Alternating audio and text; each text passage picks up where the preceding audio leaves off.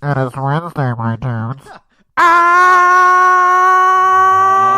Geek out! Hey, welcome to another installment of Catching Up. I'm Sam. I'm Chris. And this week, this is the last episode that goes up before Halloween. Ooh! Spooky. Chainsaws, baby. Yes. Yeah. Yes. All of that. So in order to kind of take advantage of all that, we're doing, we've got, what's his name? Miles Gunter. He's here for an interview talking about his book Dark Fang. But really, I mean, he's also here to just talk about horror, man. This is a guy that grew up, watching a lot of the same horror movies we did in the 80s and early 90s. But we certainly talk about Dark Fang as well, which comes out in comic book stores everywhere on Wednesday, November 15th. But given the subject matter of the book, vampires, and just the conversation we end up having, we were like, this is the perfect episode to put out right before Halloween. So here it is. And joining us this week, we have Miles Gunter. He is the writer and creator of a new Image comic series, Dark Fang, out in comic book stores everywhere and on Comixology on Wednesday, November 15th. Miles, thanks for coming on the show. Thanks for having me on. It's great to be here. So with this series, we're seeing kind of a more ecologically minded vampire, which I don't think we've ever really seen in vampire fiction. They're usually just like, yo, can I still suck this guy's blood? Awesome. What made you kind of want to have this more ecological focus to the book? Well, I think it's just something that I've been thinking about, for about 10 years now. I'd spent, it's kind of a tangent, but I'd spent a number of years trying to make a movie that was kind of an action thriller about the energy crisis and dealt with some of these themes on a smaller scale. And, I went through the motions. I got an actor attached to it, and I got a couple of directors attached, and I just kept getting ditched at the altar, at the 11th hour. And eventually that project kind of petered out. But, I still just had this desire to make something about, what's going on right now. And, as more time went by, I just had, there was just more and more of this urgency every year. And I had written a note about about the idea about a vampire, dealing with this a number of years ago. And I think I just, in the last 2 years or so, I just went back and I just started developing that more. And I started talking to Kelsey about it. It just felt, and this was much more of a bold take than what I was previously trying to do. And it was much more no holds barred, not really apologizing. And so we decided that, this felt like the best thing to, we'd kind of been playing around with a few different things, and we decided, well, this is the one that we want to really, develop and invest our time in. So, and Image felt the same way when we presented to them. You had worked with Kelsey previously on Bastard Samurai, right?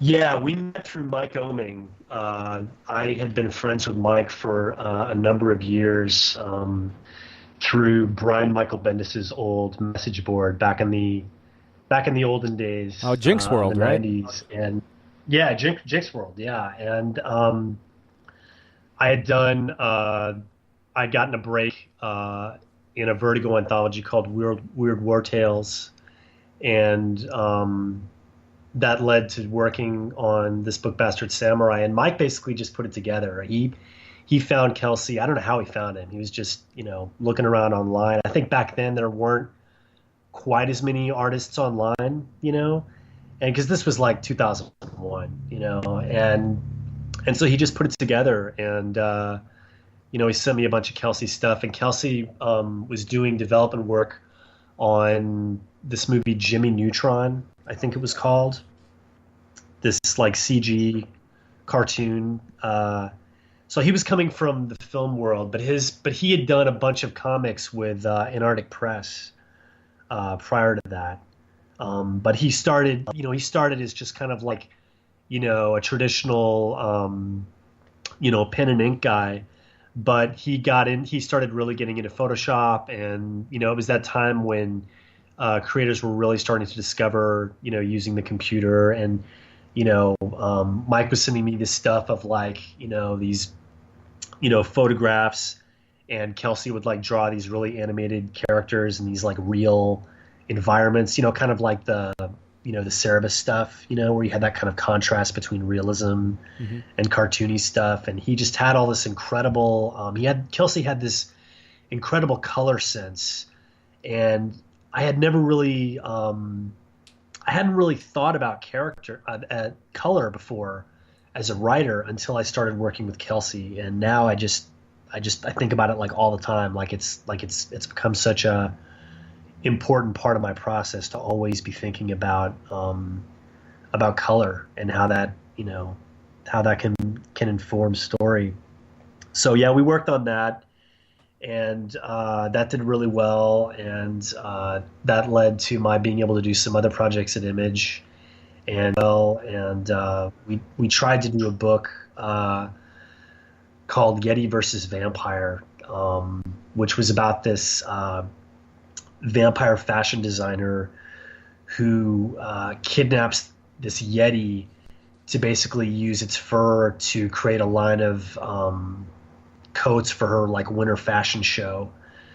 And it was just kind of this crazy thing where like all the characters are monsters, and we did a couple of issues of it, but we had some problems with the publisher, and Kelsey was really struggling with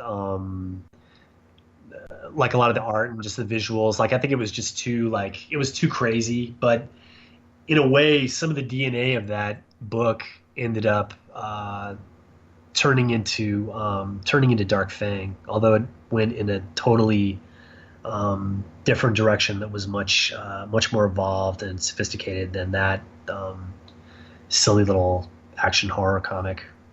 Well, to that point, what is it about? Clearly, you've had vampires on the brain for a while. You mentioned you'd been sitting on Dark Fang, or at least the concept of vampire fiction, for about a decade. What is it about vampires that you find so intriguing? Well, I've always loved vampires. I remember being a little kid and seeing I don't know if you guys have ever seen Tobe Hooper's Salem's Lot. Oh yeah, the 2-part TV movie that he did. Well, I saw that when I was about 5 or 6, because they showed it on TV, and I was just absolutely terrified of Barlow, the vampire in that. And I would literally for years I would sleep with a sheet like up over my neck, at night, because I was terrified I was going to be bitten. But I think that these days, the thing that keeps me up at night is climate change and what's going on with the earth. So in a way, I'm kind of taking the thing that scared me as a kid to try to fight the thing that scares me as an adult. Like Batman. But yeah, in a way. Yeah. Yeah. Without the, parents being murdered in the alley and all that. So no Mark of Zorro. However, Mother Nature, on the other hand. So a mother. Yeah, for sure. Yeah. But I didn't really set out to do, like, I'm not one of the, I wasn't, like, I don't think about vampires all the time. I'm not one of these guys that wears like black and, silver jewelry and all this kind of crap. But it just felt like, these ideas just all just kind of came together around what's been going on, and just thinking, just kind of looking at the situation that we're in. And, we were developing this before the election, but just looking at, the lack of leadership, and, the frackers are going to keep, they keep fracking, and the oil companies keep drilling, and, each year it gets hotter and more ice breaks off, and there's just kind of, we're just kind of going, we're just kind of headed in this direction. It just seems like every year, it just gets a little scarier. And so I just found myself thinking, how can we stop this? What could be, thinking about, like superheroes or whatever. I guess my orientation, because I'm more of a horror guy, is just thinking about vampires, and like, what would how would a vampire react to a situation like this? Because ultimately, if climate change makes the planet, if it wipes out civilization, the vampire loses their food supply. So ultimately, they have as much to lose, if not more. So that was just kind of like what got the ball rolling. It just about just thinking about the idea, and it just felt like the kind of thing that that I could sink my teeth into, no pun intended, and just really have fun with. And it's the kind of thing that that appeals to Kelsey as well, and that he really loves drawing women. And anytime I work with an artist, I really try to cater the material to their passions and their strengths. So, everything in the book is really, designed specifically for him, to get the best performance out of him on the page. I feel like Swamp Thing kind of had a period where, before he was taking on like Ants on Arcane or in between, he would have those kind of more socially conscious stories where he'd be like, right. You know what, you're logging my swamp, man, and just like, because. And I guess we were both kind of in the perfect time, like in the '80s when Alan Moore was doing, or like the creation of Vertigo, because you would see that with Animal Man too. Certainly with Animal Man, right? For sure, yeah. No, there is definitely a history of comics, tackling these kind of issues, and it's kind of I mean, I don't follow everything that's out, so, but I just don't really see a lot of stuff being done that's really talking about this, and I'm speaking to the larger point of like film and television and just popular media. Part of me is just kind of I'm just thinking, I'm like, what the hell's going on? Why isn't there a bunch of art being made about this? This is like the biggest problem that we're going to be dealing with for the rest of our lives. Where's the reaction on the part of the artists and the writers? And I said that I did this interview with this climate group out of Yale a couple of weeks ago, and I made that point, and literally the next day I went and saw Mother, which is totally about climate change. So it was kind of cool to finally see that something was being done on a on the platform of a major studio release. Yeah. So, but I think that there's going to be more. I think there'll be more stuff as more time goes by, and there's more and more urgency about what's going on. Yeah, I mean, Geostorm comes out next month. Right. Oh, yeah, I can't wait to see it, man. I saw that trailer. I was just totally. It looks hilarious. I mean, yeah, I love stuff like that. I love Jared Butler. I love that. What's the movie? The White House movie? Is the White House down? I don't know. It came out the same time as Fallen. Olympus has fallen. Olympus has fallen. Yeah, I love that movie. Yeah, I my dad and I had a blast going to see that. Yeah, I mean, it's there's something to be. Yeah, there's definitely something to be said. I mean, I guess you had, what was it, the Day After Tomorrow? That was, yeah. Came out. I mean, that was really crappy though. I mean, I don't think anybody really wants to remember that. So the one that I always kind of like, at least in recent times, because it's like on at the gym whenever I'm there, is San Andreas. That's been on a lot lately. I still haven't seen that. That movie was fun as hell. See it. So good. That movie is fun as hell. Yeah. Really? Yeah. Yeah, I need to see it. I really like The Rock. I really wish that I wish he would take more chances and like Baywatch, do stuff that's a little less dumb. Oh. So the now other way. Baywatch. Like, yeah. I mean, it's like, why isn't he making like a movie with John Carpenter? You know what I'm saying? Like, I want to see him work with like really, or like Michael Mann, or, I mean, I like that stuff. I like that silly stuff, but I mean, he's very charismatic. He's really fun to watch. And there's not a lot of guys that are like that, that have that kind of quality. So with people like that, I really want to see them in the best material that they can get. He kind of did that with No Pain, No Gain. Like, that's an exception. That's definitely an exception. It was still sure. comedic, but I would love. Yeah, it was great. And he really took a chance. He really put himself out there. He really, I mean, he was a drug addict. He was a criminal. I mean, he was he's a really messed up character, and I thought it was great that he did something. Yeah, no, it'd be cool if he. I agree. It'd be cool if he did more of that.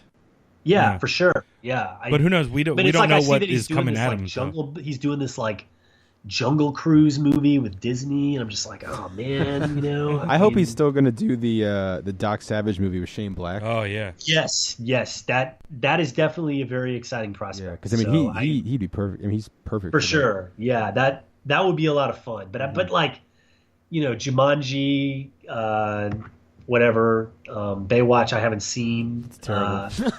Don't You, do it. you know, Don't do it. look, you know, there's a place for stuff like that. But I Yeah. just think that with somebody like him, you know, who's really, you know, he's got his window right now. Yeah. You know, he's a huge star, and I want to see him be more ambitious about what he's doing.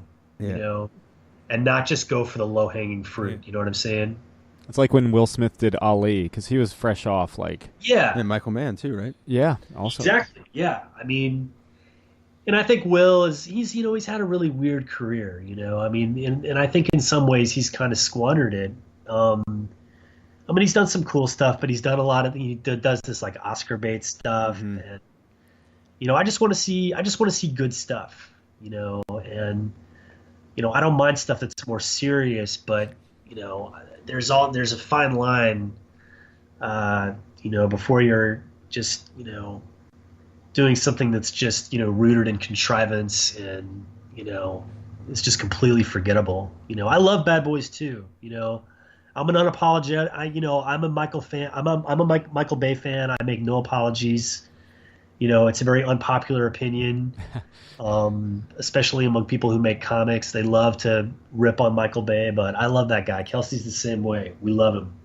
When he strikes gold, he strikes gold. You know. Well, the thing, my Like, thing about Michael Bay is that I think that he is totally true to himself, Yeah. you know, as in what he does, and I really admire. He's just got this crew. They have just got it down, man. Like their whole way of shooting and making stuff, it's incredible. I mean, you just look at just in terms of like scale and dynamics. I mean, I don't think that there's really anybody that's in Michael Bay's the level that he's on right now. Like, you know, there's just really, you know, again, he's another one of these guys. I think he's made way too many of these Transformer movies, you know.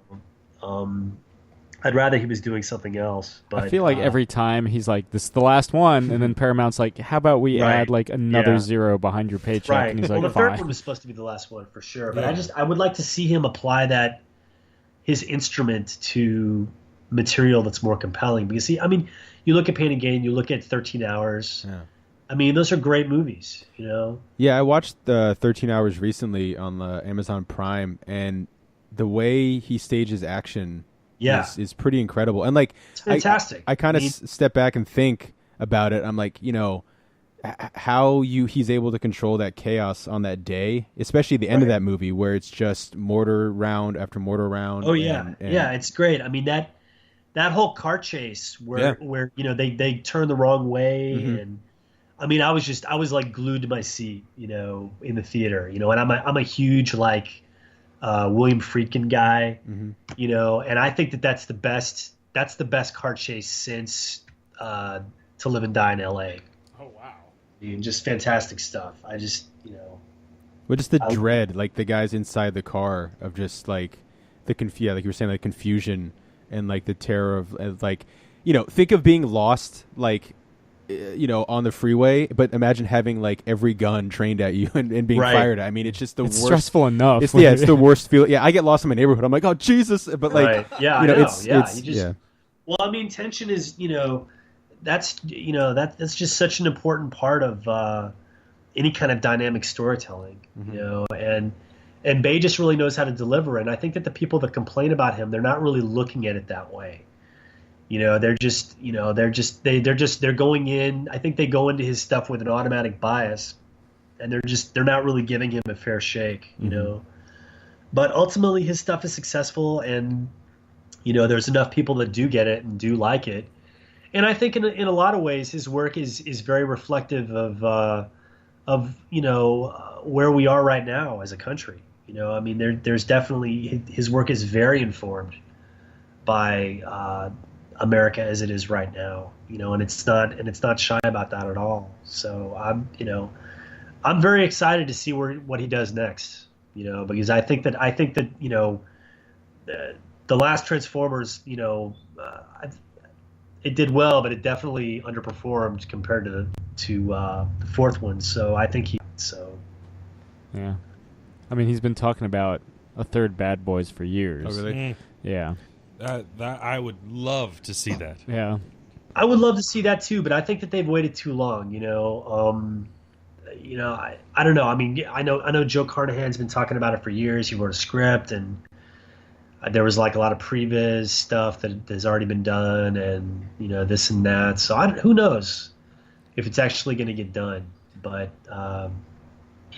it's weird. I read Carnahan's draft of Death Wish in the last year, and it's like super brutal. It's so crazy, and I couldn't believe that I was at the theater a couple weeks ago and I saw a trailer for it, and he's doing this, like, I couldn't believe it. I was like, what the hell?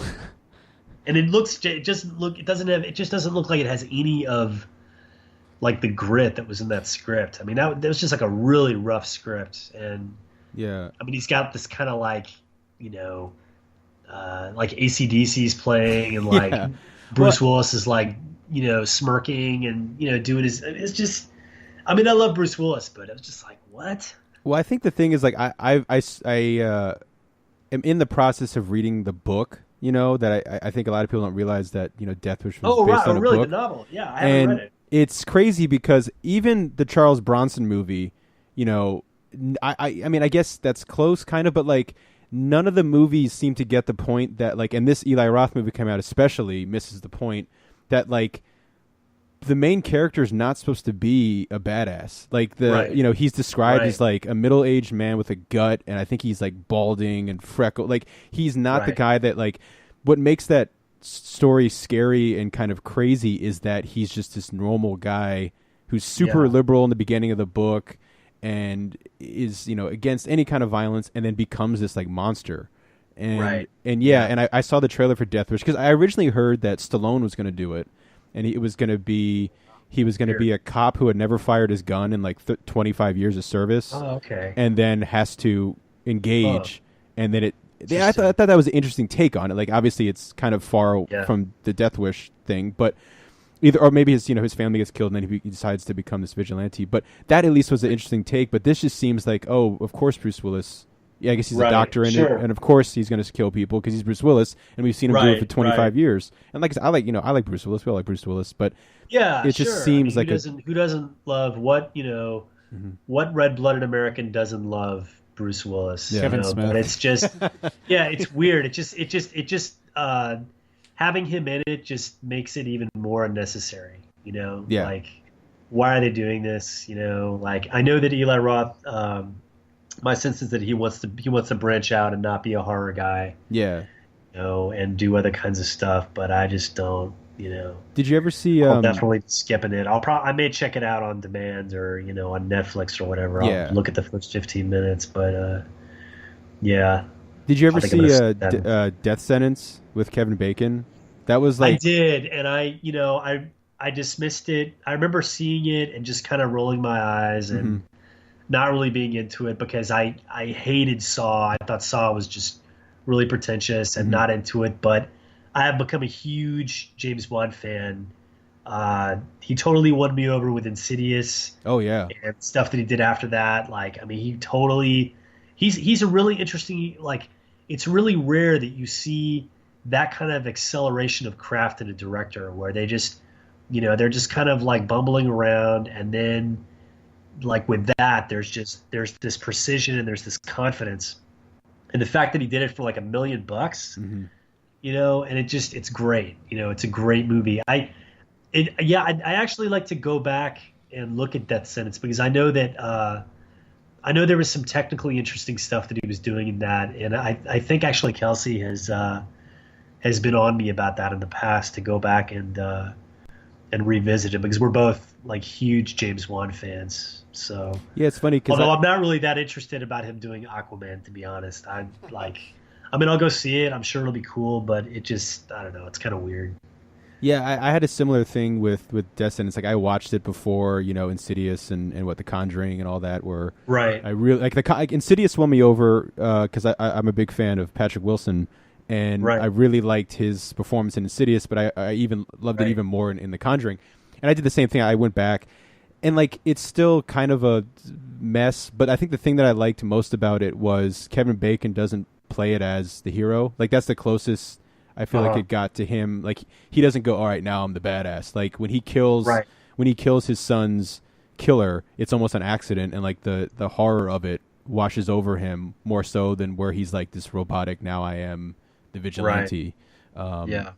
But no, the Insidious and The Conjuring. I mean, The Conjuring really blew me away because it felt like I was watching like a 70s horror movie, and I love 70s horror. Like that's my favorite. Yeah, I really like The Conjuring. I wasn't crazy about the ending. I really like the second one though. I think I may actually like The Conjuring 2 more in some ways. Although I bought a copy of it, but I haven't made time to go back and really look at it again. But I mean, all that stuff is great, and I'm really amazed with just how successful that stuff has been, and that he's kind of created his own little like Conjuring universe and all this stuff, and I mean it's kind of amazing.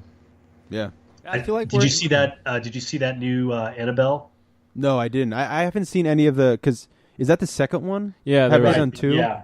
No, I haven't seen any of the outside, like any of like the Spin-offs. spin-offs. I've just Yeah. seen the first two, or I guess the only two. Yeah, Conjuring. it's not bad, There, it's definitely more like crazy than I was expecting. Like as far as just like some of the stuff in the third act, and it gets like really brutal, and like there's a scene where they have like a amputee crawling around, and they're and there's gore everywhere. I mean, it was, but it was yeah. I mean, it's just interesting because the people that they have doing those movies, they're just totally aping Juan's style, but they're doing it in a way that's really getting traction with audiences. So I mean, Yeah, they seem to be doing I well. saw it like a couple weeks after it was out, and there was like a ton of people in there. So, which is always a good sign. Did you see the new It? I did, yeah. It was cool. I liked it. It was entertaining. I don't know that I really consider it was. I didn't really consider it scary. Yeah. Like I found Mother to be much more disturbing. But it was good. It was cool. I dug it. It's kind of weird as a Stephen King fan to see him having this kind of success right now, because I guess I kind of associate like Stephen King movies with like the 70s and 80s, and Maximum Overdrive. It's just weird that there's like this new It, and it's like this huge thing. So Well, like all of he has so many projects in the world. He has Yeah, a lot of his it's- project works are being remade. Like I know they're doing a Firestarter. They're doing. I mean, they did the Dark Tower this year. They have a Netflix series coming out. They arguably did the Right, Dark yeah. Tower this year. Yeah. Flanagan is doing Gerald's Game. I really like him a lot too. He's done. Do you guys like Oculus? Yeah, we saw yeah. that a while back, Yeah, right? with Karen Gillan. Karen Gillan. That was a mind fuck. That was crazy. I love that. Yeah, I love that movie. Really well done. Yeah, it was. I feel like that was a WWE production too, for some reason. Was it? I don't know if it was. It might be. Yeah. But it was. Yeah, it was But really. it certainly wasn't like their other movies. Yeah. They oddly enough have some weird ones that their studio is attached to one way or another. Did they do that Halle Berry like 911 operator movie? Yeah. Yeah. Oh yeah, was that Kidnap? Something like that. Something. I didn't. See No, it. that's the one that came out this year. The one that Okay, right. There was another one. she was right? like, Yeah. she's the operator. Yeah. Right. And it was called The Operator. What's it called? The operator. There, Oh, no. This year, something came out under the WWE studios called Country Strong or something like it. It's all about like three girls who like go on this road trip journey to find their father who they had no idea was like a big country music singer. And Shawn Michaels is attached to it because he's country. Oh, Shawn Michaels. Yeah. Sweet chin music. Yeah. Yeah, the Heartbreak Kid himself. Weird. But it's in other than the fact that Shawn Michaels is in it, it does not look anything like what you would expect from a WWE Studios. Yeah. It's not Right, the Marine. yeah. Yeah, the Marine 7. Or They the did the chaperone. Marine, right? I mean, wasn't Yeah. that's their big, and they did 12 rounds. 12 rounds Yeah. in the Marine, yeah. Yeah. Don't forget the chaperone with Triple H. You're talking Greek to me. Triple man. H wants you to forget the chaperone with Triple H. I don't. That's 12 rounds and the John Cena movies. Those are the only ones that I've seen. So I should haven't see- followed. I know they've done some horror stuff, but Yeah, The Condemned. Oh, it's yeah, Steve Austin. yeah, Yeah. right. Yeah, I think I've seen like 5 minutes of that. The Marine has several sequels featuring Right, the yeah. Mike the Miz Miziani. Right. Yeah. And 12 Rounds has a sequel starring Dean Ambrose that has nothing to right. do with 12 Rounds, the first. For sure. So, having said that, I feel like we're in this kind of like resurgence of horror movies. How does that inform you? This is where I put my kind of like interviewer cap back on slightly. Yeah, I know, wild. But how do you think that growing up watching horror movies and seeing this resurgence in horror movies kind of like informs your storytelling? Well, I mean, it's nice that horror is popular now. I mean, I've always been a horror guy, like my whole life, and I'll still be a horror guy, like if it stops being popular. So I don't know, man. I mean, it's just a big part of of my cinematic life, and my experience going to the movies and watching movies. And with something like Fang, it's not really it's weird because I don't really consider it like a horror. I mean, it has these horror elements, but I really consider it to be more like a superhero comic, except the superhero is a vampire, and she has these she has these motivations that aren't human, but she does things that are definitely in the interest of people. But it's weird because it's like like there's nothing about Dark Fang that I would consider like scary, Mm-hmm. like there isn't anything that I'm intentionally like, oh, this is going to be really awesome in this issue, this is going to freak people out, like there's not really it's much more of like an action thing, like it's much more of like a Michael Bay movie, you know? Or it's like Blade. Yeah, I mean, yeah, sorta, so I don't really know how it informs that, because it's just, I mean, I'm so like, I'm working on some some horror screenplay projects, and like it's a totally different toolbox, just because the way that you write comics and the way that and screenwriting, it's two totally different things. The way that you measure time within a scene in a movie is completely different from in comics, and there's so many things that you can in film that you can't do in comics, with continuous motion and with timing and with sound. And people always talk about how you can, there's all these things that you can do in comics that you can't do in movies, but the inverse is also true, and especially with something like horror, it's very difficult to make a comic that's like scary, and really then the manipulation of the page turn and how things are revealed is really the only way that you can create that kind of an effect. Like Uzumaki is probably one of the best examples that I can think of a comic, and it's not even really scary. It's just super creepy. Yeah. And weird and disorienting, and a lot of Japanese horror manga, or just Japanese horror, or Korean horror for that matter in general, kind of works on that. It's like we're just going to unnerve you. Yeah, for sure. Yeah, I love that stuff. Kelsey and I both love Takeshi Shimizu, and I'm really kind of wondering where the hell he went, because he did The Grudge, all the different iterations of The Grudge, and he made this really bizarre Lovecraftian J-horror movie called Marabito. Did you guys ever see that? Nah. He shot it in like a week. Jeez. Like right before he did The Grudge with Sarah Michelle Gellar, the American version. He made this weird little movie called Marabito. And yeah, you should check it out. I mean, if you like Japanese horror stuff, I think you dig it because it kind of has this Lovecraft element to it. Well, if I can handle Audition, I'm sure I can handle this. Yeah, it's not anything. It's not really visceral like that at all. I mean, it's much more of a mood piece, and it's very weird, and it's like almost no budget, you know.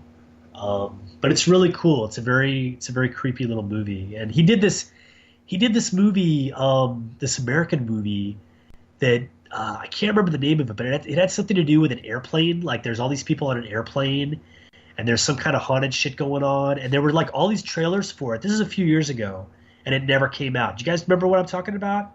I feel like, I mean, It had that guy from True Blood in it, that the Jason Stackhouse. You know what I'm talking about? Yeah, the brother. Yeah, he was in it. Yeah, he was the lead, and there were some other people in it. Like it was an American cast, and it was like an American. I don't know if it was like New Line or what, but it was an American studio, and it never, as far as I know, it never came out. Interesting. So it must have, you know, not been very good or whatever. But he's a really interesting guy. I love that. I love that stuff. I love Miike. Like I'm really, I love some of Miike's stuff. I'm really looking forward to checking out his Blade of the Immortal. Oh yeah, I saw the trailer for that. Yeah, that looks like it could be pretty batshit. Yeah. So something definitely looks fun. Something we ask everybody that's like a horror fan that comes on the show, Miles, are you team Jason, team Michael Myers, or team Freddy? Well, I definitely lean more towards Team Jason, just because although Halloween I think is superior to Friday the 13th, like the first movie. You know, there's so many bad movies in that series, you know. In both series. And I just think that Jason is more entertaining over the long haul. I just enjoy watching him more. I like Freddy; he's fun, but you know, when Freddy versus Jason came out, I mean, I was just all Jason. You know, like Yeah. And I love that movie. I think it's a masterpiece. It's still one of my favorite Jason movies. Honestly, I do not understand why there aren't like 3 of those movies. You know, because it was a huge hit when it came out. Yeah. I mean, that movie was like #1 for 2 weeks. When it came out in like August during, you know, the end of summer. Ronnie Yu, who did it, where the hell did that guy go? Like, I mean, he did an incredible job. He had this incredible sense of timing, and the way that he treated the material, it was just on such a higher level than any of the other people that had made those movies. I mean, there's stuff at Dream Warriors that's great, you know. Friday 3, Friday 4 are great, but Ronnie just took it to a whole new level, you know. I don't understand why there isn't more stuff like that, honestly. I'm actually in the midst of doing a Friday the 13th podcast where I sit down with someone else and watch one Friday the 13th movie, and then we talk about it for like an hour. Nice. If you'd like to be a special guest, I'm still looking for someone for Jason X. Yeah, maybe. I don't know, Jason X. Yeah, maybe. Yeah.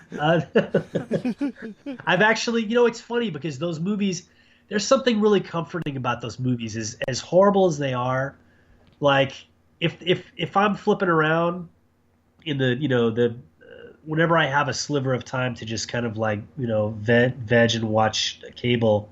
If something like that's on, I'll start watching it, you know. Oh yeah. And even though even though it's terrible, and you know, there's just something kind of comforting about it. Like, I mean, I'm kind of embarrassed to admit that, you know, I've gone back and watched the horrible Halloween sequels when they're on AMC. You know, I'll just watch it, you know.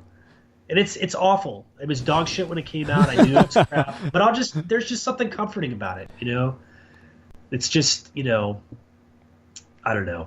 There's a I have so many. They're doing a thing. I live in Chicago, and they're doing this 24-hour horror marathon coming up in about a week at this one theater, and they're showing like In the Mountains of Madness and Hellraiser, and I'm like looking at the list, and I'm like, I'm thinking, well, if it's not too late, I'll try to go to some of these, but I just can't, I don't want to have to come home. Like here in Chicago, it's like I try not to be out because I take like the train to get home, and it's like I don't want to be out after midnight. It's just like too dangerous, like.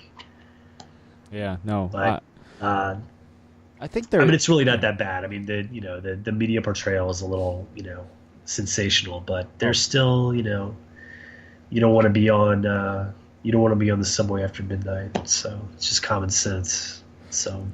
I think speaking to that point, I think there's like a time capsule quality to even like some of the shittiest like Friday the 13th movies, some of the shittiest Halloween, like that. When I think of those movies, I'm thinking of like 90s. I'm thinking that's right up there with wood paneling on the walls and cheap couches and VHSs that still have the tracking lines on the bottom and the top. Yeah. There is kind of it brings you right back to that time period.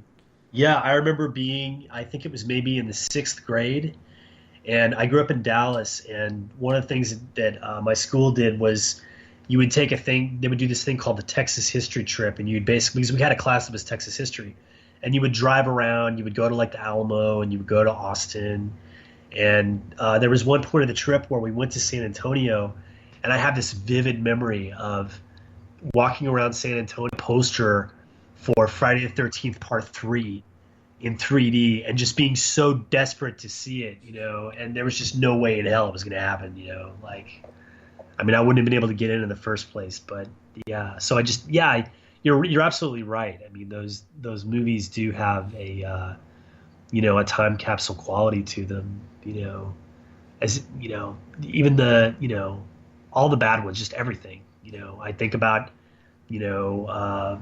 every time I see Street Trash, I think about watching it with, my best friend when I was, 11 years old or something, and, we'd order a pizza from Domino's and, Friday night we'd, go run a couple movies at Blockbuster and, that whole thing. And, it's great. I mean, I don't think that's ever going to go away. I think we'll probably be on our deathbed still watching that crap. Halloween 4. yeah. Which one? But it's it's fine. Oh, Return of Michael Myers. Yeah. There's worse things to love. Yeah, believe me, I own worse things. It's I've got some shit in the old movie collection. Miles, something we ask everybody that comes on the show.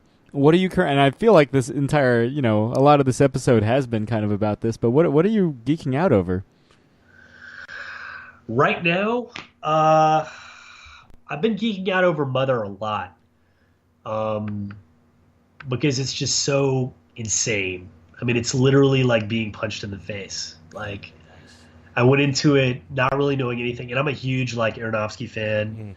I've been, I saw Pi in the theater when it came out. I've just been like, I love his stuff. I didn't really care for Noah. I really wasn't that into it, but and I say that, but it's like, I don't know that I'm not in a hurry to go out and see Mother again, but it was just so, I just can't really remember the last time that I went and had a theatrical experience that was like that, and I'm amazed that a studio would promote a movie like that. That's basically just, a piece of art, it's not like it's not a piece of entertainment at all. And I mean, it's really upsetting, and I assume you guys haven't seen it. I have. I got a urge chance you to go see check it. it out. I thoroughly enjoyed it, being the art school kid that I am. Yeah. I just, I really dug it. I think that one of the things I really liked about it was the sound design. Yes. And there was no music, but you had that reoccurring sound throughout the whole movie. It sounded like a spur on a cowboy boot. Like I'm still trying to figure out what it is, and I suppose I should go and go dig around. Like every time she put the what was it, turmeric or something like that in the water, had that nice right jingle. Yeah. Yes. Right. Yeah, that was great. Yeah. It did look like turmeric. Yeah. That's what I assumed it was. I have no idea what it actually was. I'm trying to think of what else I'm geeking out about. I've been like so just nose to the grindstone with work this month especially that I haven't really been watching a lot of stuff. Just trying to take a look around my office here and see if there's something that gets my eye. I really dug Alien Covenant. Really? Did you And like it I've more had than some- Prometheus? I had some kind of argumentative discussions with people about it that did not like it as much as I did. I feel like you and I would get along because I'm one of the few people that I've talked to that enjoyed Mother, and I also enjoyed Alien Covenant. I don't know if I geeked out about how much I loved it, but like I did enjoy it. I didn't hate it. Yeah, I mean, I don't know. It's weird because there's definitely it's not a perfect film, and in a lot of ways it feels like an Alien fan, like a film that was made for the fans. Yeah. But I think that there's something really subversive about Alien Covenant, and I mean, it's really like it's a movie about Lucifer, and the whole. The whole story is just almost kind of like this, it's like pro Satan in a way. And like it has this whole, and it's really, I have to wonder how much of that comes from, Tony Scott being dead and Ridley, this is part of his way of processing that, making this really dark movie because he made he did the Cormac McCarthy movie, which was definitely felt like it was informed by Tony's suicide. Oh, The Counselor, yeah. I think that this also to a degree was as well, because it's so, it's so bleak, Mm-hmm. and just the way that it turns out, and that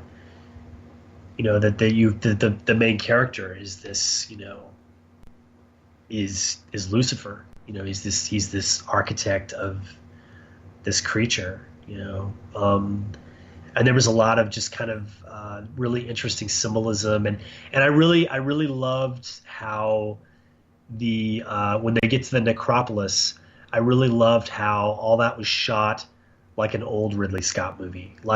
I got a real vibe of like Legend and 1492 and The Duelist, and he was doing all this stuff with like candles and like just color, just the color and just the whole mood of that stuff.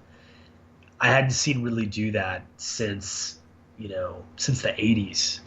So it was just cool to see him go back, to some of his old techniques.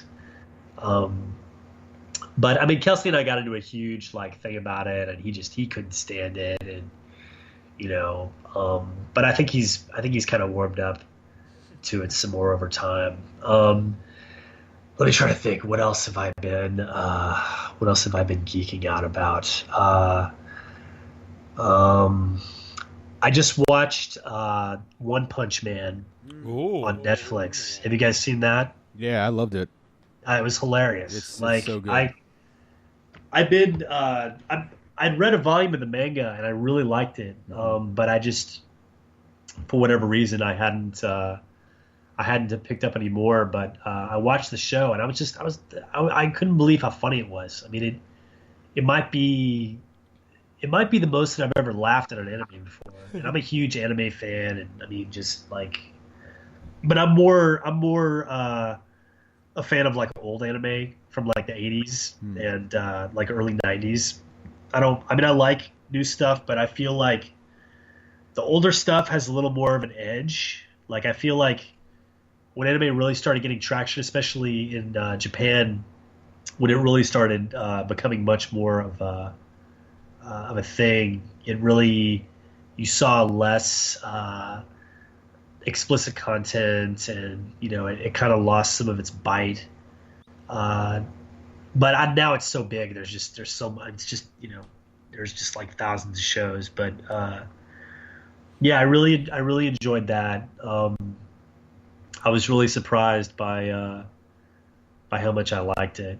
I would recommend if obviously you're probably busy with work or whatnot, but checking out the books, because I started reading the books after I watched the show, and I was afraid like, oh, I kind of know what's going on. But one of the things they do in the manga volumes is, I think towards the end of each book they have like the Saitama like year one story, which they don't do in the show, which is where he still has hair and he's still really early in the process of being a superhero, and that stuff was really fun to see, because it forms more of him, because you really don't see too much of it in the show. It's really just in that first kind of episode when he fights the Crab Man. But that was hilarious. It's it I don't know, it kind of pokes fun, but it also really has, I think, does it in a loving way too, with like dealing with the superhero genre, and he is just such a funny character. Like, just it really is a show about a guy who defeats everyone in one punch.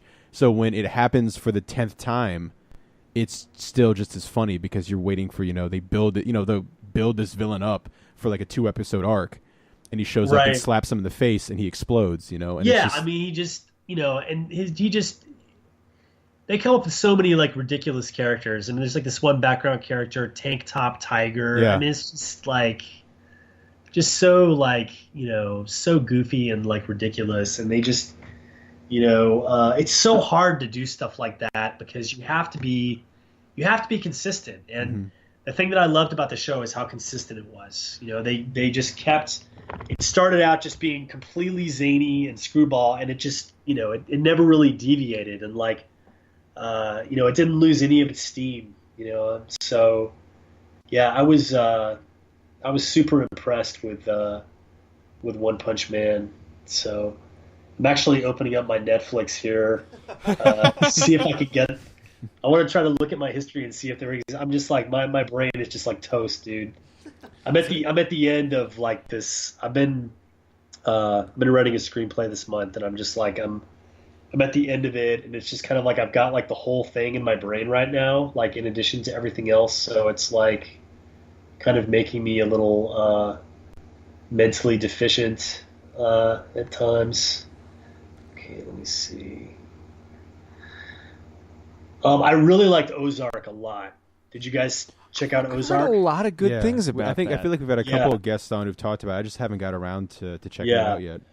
Well, make the time. I mean, it's just check out the pilot, and if it doesn't hook you, then don't bother. A movie that I really geek out about, speaking of horror, a movie that I totally geek out over is Christie. Have you guys seen Christie? No. I've seen Christine on Netflix. It's about this girl who's she's a college student, and she's staying in her dorm over Thanksgiving. And there's like these psychos who break in and terrorize her, and it's written by this guy Anthony Jaswinski, I'm saying his name wrong. He wrote that movie The Shallows, that shark movie that came out a year or two ago. It's a similar kind of thing, It's so stylish, and it just has a lot more flair than you usually see in a Netflix horror movie. Another one that I really like, that I've gone back and watched several times, is called From the Dark. Have you guys seen that? It's this. I think it's Irish. It's an Irish vampire movie, and it's super simple. I think it's actually it was on Netflix, but it's off. But I think it's on Amazon Prime now, and it's super simple. It's like this guy and girl go to stay in the country, and this farmer ends up digging up this vampire, and like the vampire is basically just like it doesn't even speak. It's just like a monster, and the only way to its only weakness is light, like a flashlight or a flame or whatever. So it's basically just this woman trying to survive against this vampire in this in this house in the middle of nowhere. And again, it's like it's kind of like Christie, where it's just really really well made. Like it's just a lot better than I expected it to be. Just in terms of the visual storytelling and the production values and just everything. Nice. Because so often these these movies, these horror movies that are on there are just complete dog shit. Yeah, it's always so hard to find one because like I'll look, on Amazon or Netflix or like even Right. Hulu, and I'm just like, and I'm not trying to judge a book by its cover, but like some of them, I'm just like, Right. I'm always trying to find like a really kind of weird, unique like horror movie, and Yeah. it's hard to sometimes, 'cause like you said, because there's so many where it's like, oh well, this is just another, Yeah, it's slasher kind of crap. that's kind of the this is kind of the task of the horror fan, though, is that you just you sift through the stuff, and when it really makes it satisfying when you find something that's good. Yeah. I really like Starry Eyes. Have you guys seen that? I keep seeing the cover for that. It looks crazy. While I was looking at stuff on Netflix, now that you've been talking about it, it literally just popped up on my recommends. Yeah, it's pretty cool. Compared to the other two I mentioned, it's much more of like a low budget indie movie. It doesn't have quite as much polish, but it's got a fantastic lead performance by this young woman, Alex Esso. I can't remember, or Soa, or I'm not quite sure how you pronounce her name, but she's just fantastic. She's really good. And I really liked another thing that I really enjoyed was Adam Wingard's Death Note. Did you guys watch that? That's been recommended. Oh, the American recent one with Willem adaptation. Dafoe? Yeah, that's been recommended to Right. me with disclaimers, like, by the way, we know you like the original Death Note. This is not the original Death Note, despite having like Light and L and Ryuk and everything. I'm like, okay. Yeah, it's not. I mean, it's an abridgment, and it definitely takes license. But I really like Wingard a lot. I love The Guest. I like. I think You're Next is a lot of fun. I really like him because he has a real I really like his point of view. He just has. I feel like he has a really clear point of view in his movies. It's just he's a little more eccentric, than I think some of the other people that are doing that kind of stuff. So he's a little more wild. He's kind of a crazy guy. But it's weird that he's doing this. He's doing this King Kong versus Godzilla. That's his next thing. So He's the one doing graduated King Kong to the, versus He's graduated Godzilla? to the big show. So, but this is kind of the interim step, So this is more of like a like a middle budget thing. But it's cool, I'm also a Death Note fan, although I have problems with Death Note. But I think that in a way, Wingard kind of like,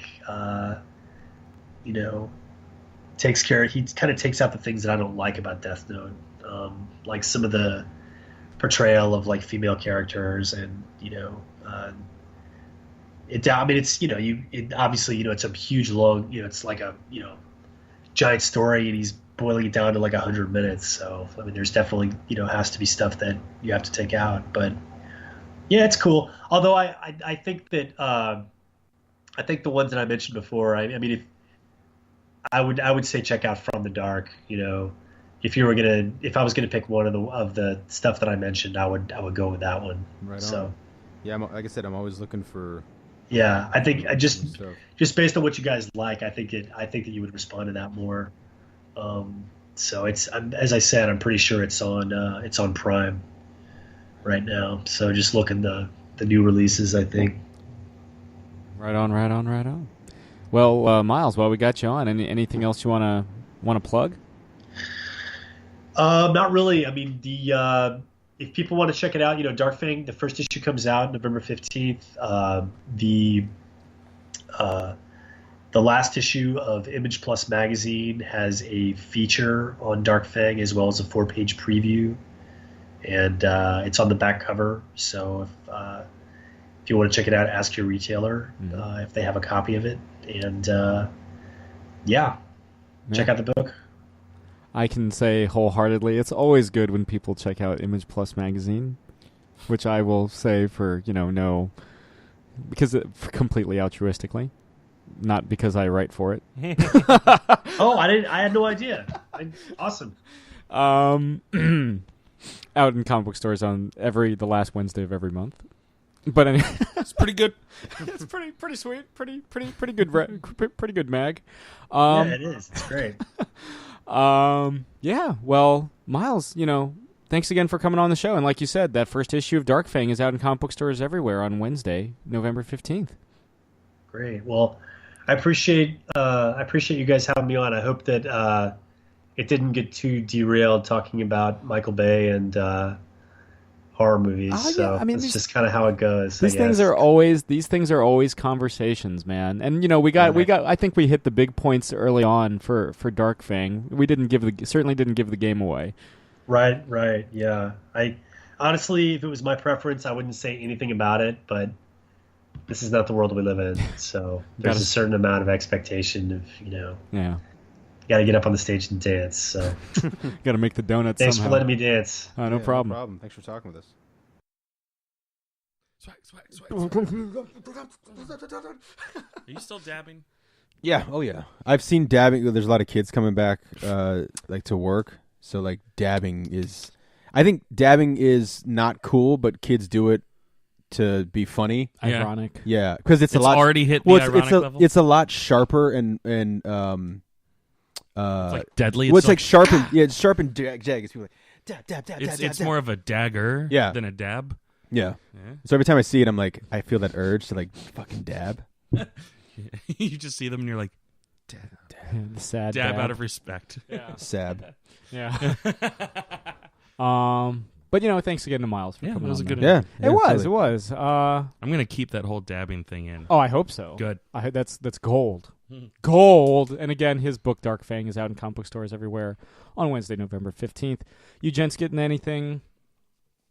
Just leave that hanging. I saw you lean back and I was like, all right, cool. I guess that was the question mark. Yes. Yes. I actually went and saw a little film. It was a movie, not really a film, but it was. There is a distinction. There is. Flicks. But it had no intention of trying to be a film, so I don't think it'll take offense to me calling it a movie. Motion picture. Yeah. there were pictures that simulated motion. But so I went and saw a little movie called Happy Death Day, and it ended up being far better than it had any right to be. Written by Scott Lobdell. Oh shit. Yeah. Who wrote New 52? That's fucking insane. Superman. I didn't know. Well, you know what? Between Now it makes a little bit more sense. between that and Chris and my buddy John talking about it on Facebook, I think it might be a $5 movie. Oh, for sure, Z's. Like, and I don't mean that as an insult. It means like I wasn't interested in the first place, and now I'm interested from what I've heard. Yeah, I was mildly interested just in the concept in general because I'm a huge fan of Groundhog Day, which let's get that right out of the way first because everyone's Let's get like, let's get that right out of the way. yeah, get it right out of the way. Let's get it right out of the way. Get out of here. Because that's like everyone's knee jerk, like, oh, it's just Groundhog's Day. It's like, okay, fuck off. Stories can use the same concept. Also, half of sci-fi television have had a Groundhog's Day episode, so it's fine. Anyway, Next gen. yeah, I enjoy that concept. The repeating a day until you figure out what you need to do to make it right or whatever. Cycle. Exactly. What's your favorite Stained album? Break the cycle. That is currently the I've only Stained album title Been that I know. waiting for there to be a Stain reference so I can officially quit this podcast. So Oh, bye. hey, he's leaving. Yeah, good night, everyone. Door sound. Thank you very much. Fuck off. Fried chicken.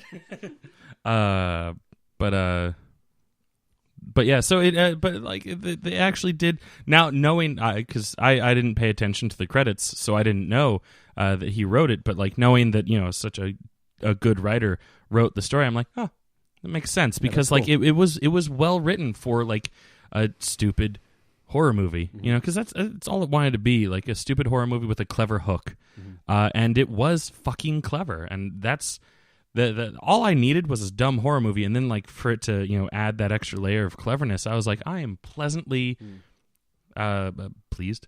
There you go. I was entertained. Pleasantly entertained. I have to shout so the mic catches it. Hey, I lean back all the time when I'm not talking too.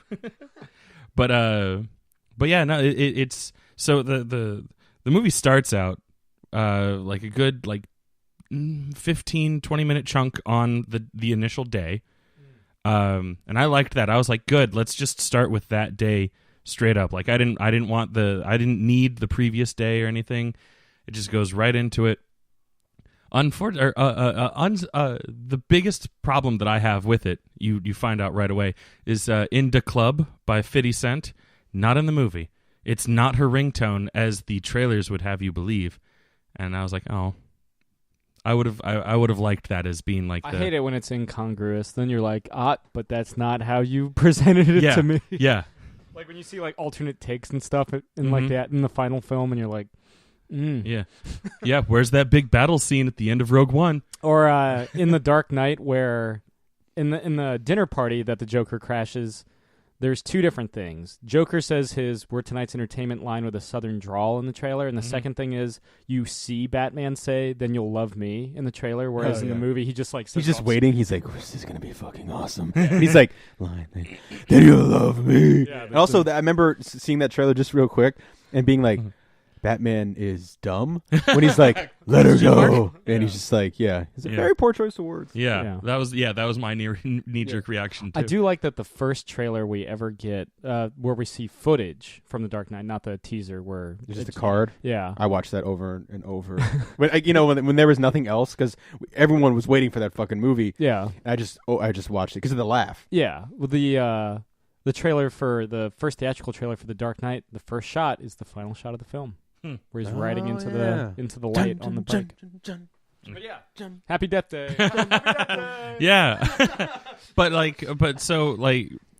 for the first 15-20 minutes, you fucking hate I forget her name already, but the main character girl, the girl that is dying and subsequently reliving the same day over and over again. You hate her. Because she is a bitch, and while I was watching it, I was like, well, you know what? Bill Murray was kind of a dick in Groundhog Day, so it makes sense that he deserves to be punished, and same with her. I was like, okay, cool. We have set up that she's a bad person, deserving of punishment of some sort. Neat, and then it's just the way that it had its pacing and. Kind of just the different deaths, because each day she dies a different way, and just a bunch of fun stuff. It didn't get stale, because that's the big worry about replaying the same day over and over again. You're like, oh my god, I've seen this a million times already. It didn't get stale. It did a good job of cutting around. It's like, okay, you've seen her, get the Advil bottle. You've seen her walk through the quad with the sprinklers and the car alarm and the frat boy falling asleep, so it did a good way of showing you a different angle each time, or cutting out things that you've seen enough to get it, and then it's a surprisingly sweet story as well, where the girl redeems herself by the end of the movie, she's fought her demons per se that are causing her to be such a terrible person, and she learns her lesson on being a good person by the end, and they throw in some fun twists about her trying to make things right, and then it's got a handful of red herrings too, which is always fun. If you guys don't mind getting into spoiler territory, that's fine. So it turns out the whole time. Can I guess real quick? Sure. That the baby man takes off his baby mask and it's an actual giant baby. Oh, if only. By the way, the baby is the school's mascot. Oh. So that mask is everywhere around the school. Okay. Yeah, which I had no idea. I was like, this seems like a very specific mask, and then like within the first couple minutes, you see people running around, like multiple people running around with the baby mask, and I'm like, oh, okay. Like in the beginning of Halloween 2, where someone's in a Michael Myers costume. Yeah. And you're like, why is this person in a Michael Myers costume? The next and day. It hasn't even hit the news yet. Exactly. Well, they just went to the same Halloween store and got the same truck stop. Yeah, and got the same William Shatner mask. That's all it was. Let me pass this beast in peace. Remember that in the Rob Zombies? Yeah. Classic. But so yeah, so it turns out, so her mom was killed by a serial killer. And that same serial killer is at the school's hospital. And she's like, oh, clearly it's this guy who's been trying to kill me, just like he killed my mom. Mm-hmm. And, magic ensued or whatever. And so she goes to confront him and kills him. And she's like, yeah, I made it. And then she wakes up the next day and it wasn't him. She doesn't wake up the next day, I guess. She wakes up the same first day. And it's like, no. Finds out, somehow is able to figure out that she was poisoned. Her happy birthday cupcake was poisoned.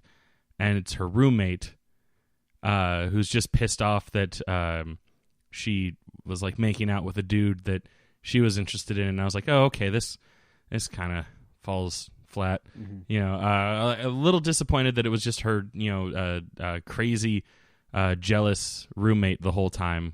But also I was like, but the whole like serial killer, coming back for seconds, I was like, that's too easy. So like I wanted more, and then I got less. But still fun to see her like kick her roommate out a window. Oh, nice. Yeah. No explanation as to why she was reliving the same day, though. Just a strange world. Yeah, but again, just to bring more parallels to Groundhog's Day, you never find out why he was reliving the same day, too. Just a strange world. First draft, by the way, shows that he was cursed by a gypsy. Drag Me to Hell style. Yeah, and implies that he's been stuck on that same day for about 10,000 years before he figures it out. Yeah, I remember hearing something about that. Yeah. That's nuts. Yep. That is nuts. So that's what I did. Jake, you do anything? Oh, excuse me. You get into anything? I finished Live and Let Die, the novel. I do have to apologize that I mentioned last episode that in the Warren Ellis run of James Bond, he never changes his suit. He does change his suit, you stupid fucking idiot. Oh, yeah. You just made the list. Sorry, Warren and company. Past Jake is just like so shamed. Yeah. Hey, past Jake, keep living that day over again. Happy dumb day, you fuck. Go. Yeah, I remember. I immediately went back and I was like, "There's no way." And I a couple pages in, I'm like, "It's a tan suit now." Damn it. Anyway, so all you not only does he change his shirt, but he changes it within the first couple pages. Yeah. What a who knows? But anyway, so I wanted to get that off my chest. It's just been weighing me down. The shame. Yeah, but I finished Live and Let Die. Michael Fassbender movie. Shame. Yeah. You see his penis? Dong. Oh yeah, you do. He hangs dong. Yeah. I like that, No, the dong when I hangs scream him. penis. The dong hangs him. Yeah, because the dong is a sentient being. Yeah, it's like the worm and Jason and he is the penis. Yeah, but he walks right in front of the camera, you can't escape it. I mean, it's a big dick, but he walks well done, towards you, and it's just penis. What are you gonna do with this? Yeah. You know what I'm saying?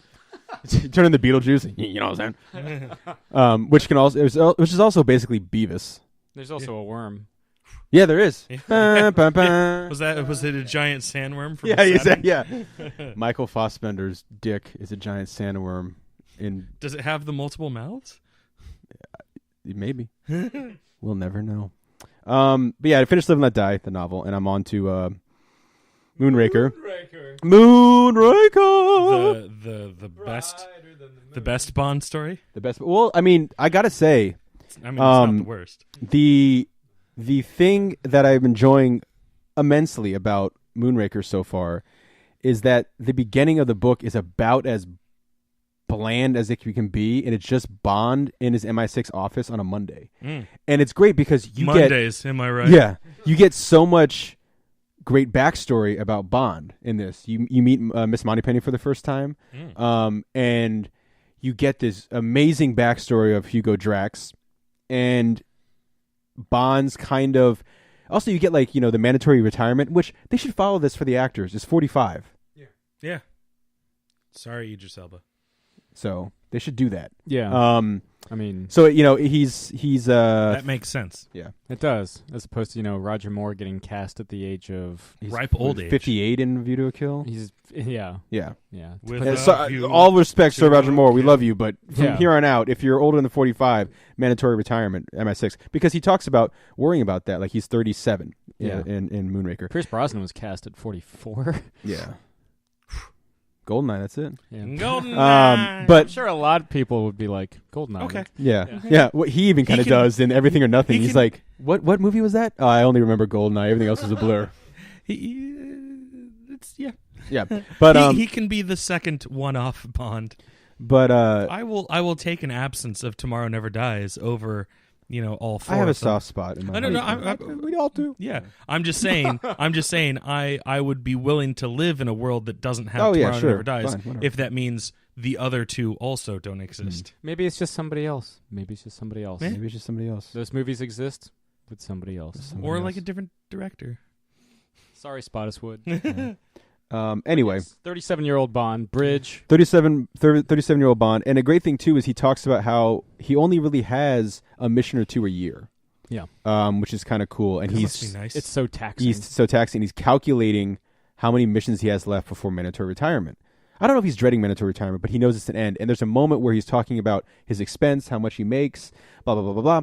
And he has this really kind of sad, tragic, chilling moment where he says, I want to leave, I don't remember the exact quote, I want to leave as little money possible for when I'm inevitably killed. Not when I die, but when I'm inevitably killed. Because he goes, look, 8 years, that's potentially 8 missions or 16 missions or 24 missions. He's like, one of these is going to be the last one. And he's like, I'm going to die.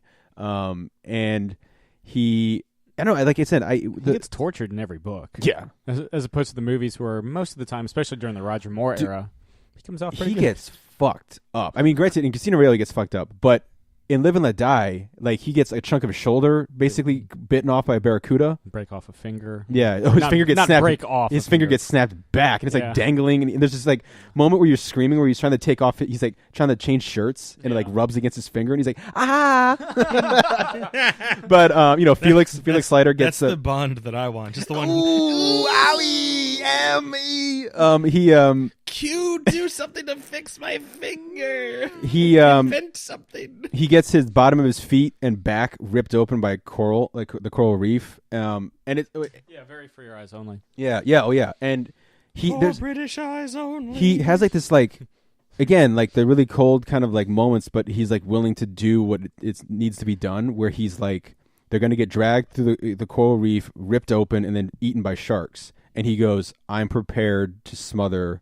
Or I'm prepared to drown Solitaire, so she doesn't suffer, and then have her dead weight drown me. And he's like, it's cold as shit, but I have to prepare for this. And one of my favorite moments so far in any of the Bond novels, I wrote a little blurb on Facebook. I'm just trying to do that for all the novels, but so potential mild spoilers, if you don't want to know anything about the book. But it's only been 60 years. Yeah, no, but I just read it. Yeah, but this doesn't happen in the movie, and most of Live and Let Die, the novel doesn't happen in the movie.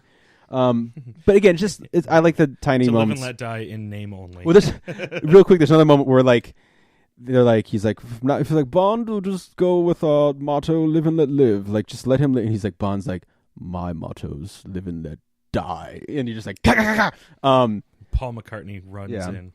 But no, when he sees the canoe coming to rescue him after he's literally he's bleeding out.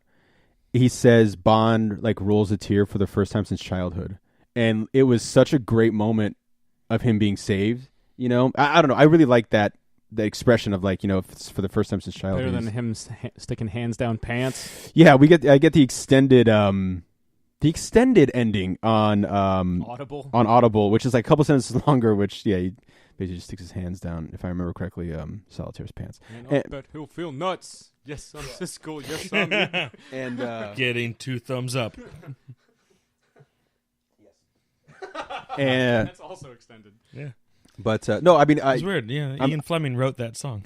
I'm excited. Like I said, Moonraker is really just kind of like you get to know MI6 in the beginning, which I like a lot. I would be fine with just like Bond sitting at his desk for like an entire novel and just talking about his day, which is kind of what, again, the beginning of Moonraker is.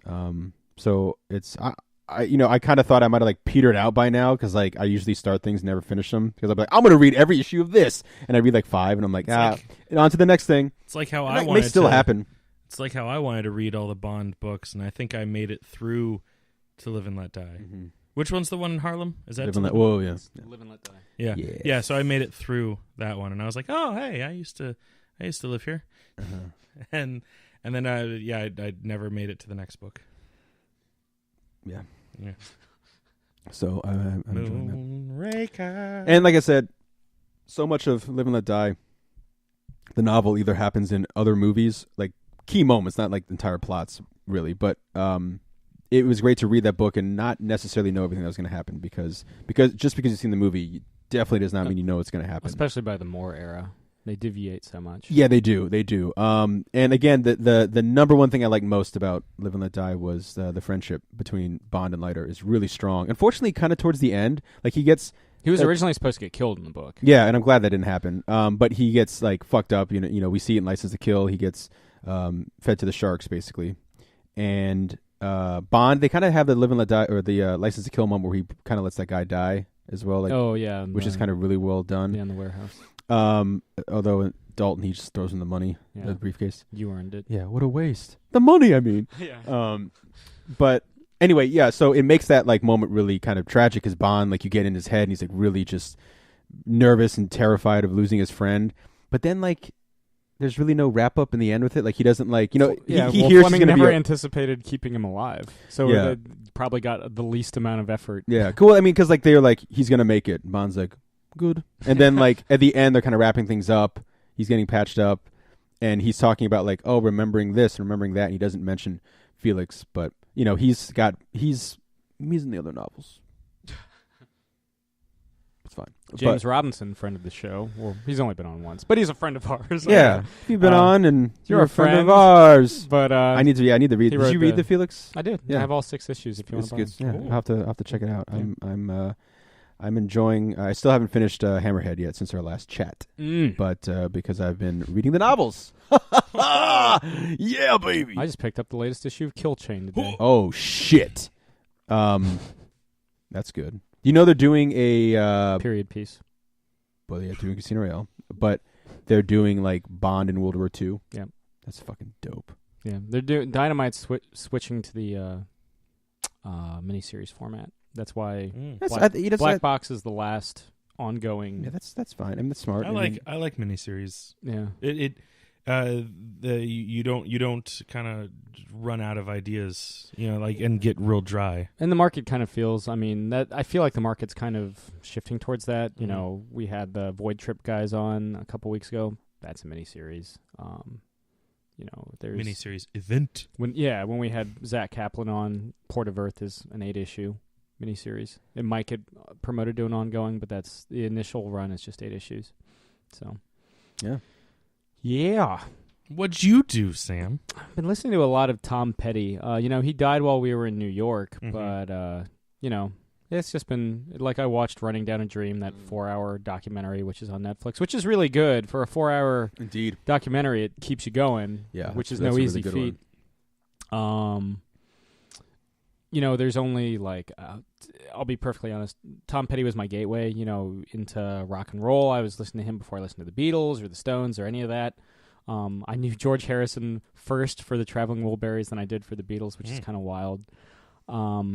Having said that, outside of the obvious singles, there's only a handful of Tom Petty albums that I'm like, I'm gonna get this on vinyl. That would be the self-titled debut, Damn the Torpedoes, and Into the Great Wide Open with the Heartbreakers. I would get his solo albums, Full Moon Fever and Wildflowers. I have them all digitally, and I would get both his Traveling Wilburys albums. That's a fair amount of vinyl. Yeah. But I mean, there's like a lot more Heartbreakers albums. That's true. Like, 40-year career. Yeah, but- because I was like, you set this up like it was only going to be like one or Two. two. Well, there's two Heartbreakers Yeah. albums. But that- okay, since I am not as well versed on Tom Petty's career, Yeah. I was like, seems like a decent chunk of music there, Yeah. and it is. But yeah, if he has a shit ton more beyond that, then yeah, that is just a small slice of his pie. Yeah, I mean, by the time like the first Tom Petty solo album came out in 1989, he had done like half a dozen albums with the Heartbreakers. I don't even know if I would get Into the Great Wide Open. Certainly, Damn the Torpedoes and Jam the Torpedoes is like his. it's the one that His most catapulted him in famous. the mainstream. You know, Yeah. it's got Refugee. It's got Don't Do Me Like That. It's got some great tracks. He's one of those guys that you'll go back and listen to some of his songs, and you're like, oh, I forgot about this, but like you remember it full. You know what I mean? Like there's a couple of those songs where you're like, oh shit, that's right, and then you just he was an artist that had a classic rock sound. Yeah. Like as soon as those songs came out. Yeah. They're like, oh, this could be early 70s. Yeah. This could be, and it just straddled the line between rock and country, where it could go either way. Well, all of his songs sound like they're from the same era. You know Timeless, what I mean? yeah. None of them you're like, oh, this definitely sounds. I mean, Yeah, maybe the yeah, he more doesn't- hardened fans, but He doesn't have like an 80s era, a 90s era. The closest it gets is "Don't Come Around Here No More," where he's like the Mad Hatter in the music video. Yeah, because that's that song was co-written by one of the guys from Eurythmics. Yeah. That entire album's produced by the guy from Eurythmics. But I thought he had a good thing going with Rick Rubin, of course, because Rick Rubin can just do fucking anything, apparently. Yeah. some Metallica. Oh! No, Got him. That album is just fine. Just fine. Seasons of the Abyss. I think That's a damn good one. it's a winner. It's a winner. I think he did Seasons of the Abyss right before he did Full Moon Fever. Oh shit! Well, So he goes from like fucking Slayer to Tom Petty. No, Full Moon Fever was Jeff Lynne. That was the entire reason he did. That's right. him and Jeff Lynne. Yeah, it's a great friendship. He does Seasons of the Abyss right before he does Wildflowers, which but that's Wildflowers has Wildflowers. It's got You Wreck Me. It's got what's that?